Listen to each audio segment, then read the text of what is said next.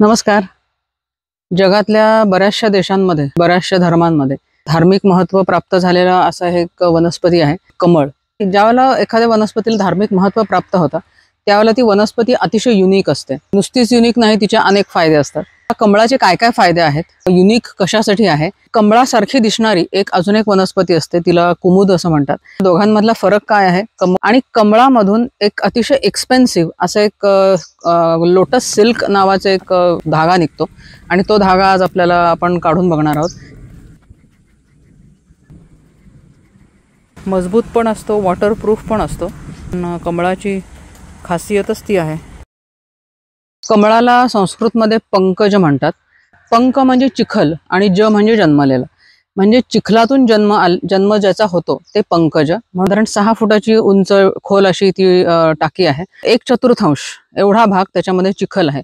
कमळ हे नवनिर्मितीचा संदेश देणारं, संदेश घेऊन येणारी अशी एक वनस्पती असं तिला म्हणलं जातं. काळ्या रंगाच्या कमळाच्या बिया असतात आणि तिला जिवंत लक्ष्मी असं म्हटलं जातं. कोणतंही सीड असलं, एखादं बी असलं की त्याची एक विशिष्ट जिवंत राहण्याची पिरियड असतो, वेळ असतो.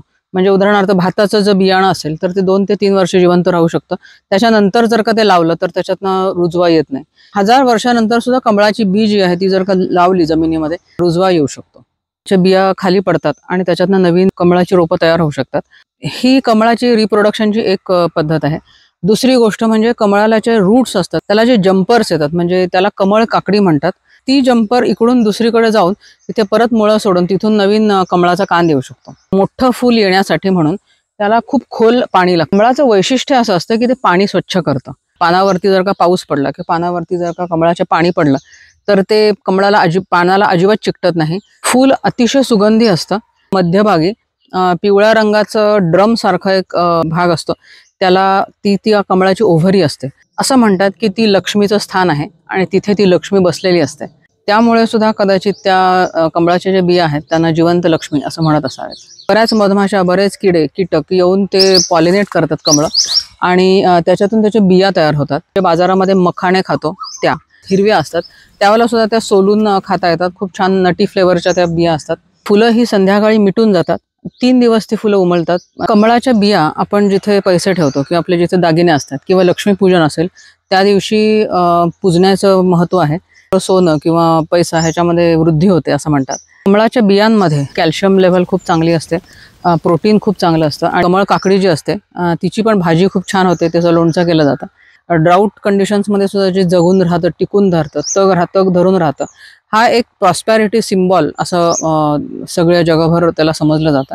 हे जर तुम्हाला तुमच्या घरी लावायचं असेल तर त्याला ऊन बाकी खूप लागतं. खोल अशी टाकी किंवा हौद लागतो. छोट्या ड्रम मध्ये सुद्धा ते येऊ शकतं, पण ते जरा साईज त्याची छोटी होते. बाजारामध्ये कमळ म्हणून जी विक्रीसाठी असतं ती खरं तर कमळ नसतं, ते कुमुद असतं.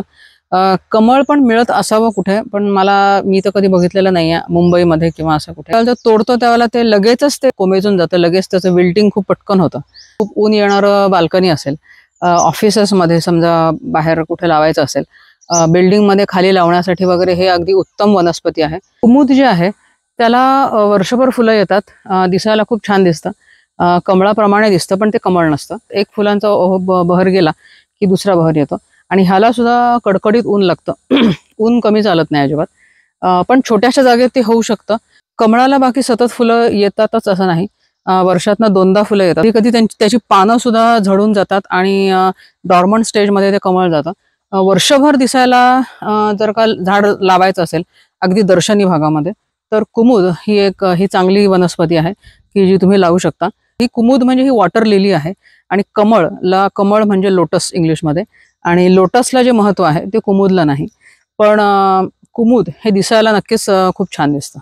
कुमुदमध्ये रंग सुद्धा खूप वेगवेगळे असतात. कमळ बाकी पांढरा आणि गुलाबी हे 2च रंग मी बघितलेले आहेत. गणपतीला प्रिय किंवा लक्ष्मीला प्रिय असं ते कमळच, ते कुमुद नाही.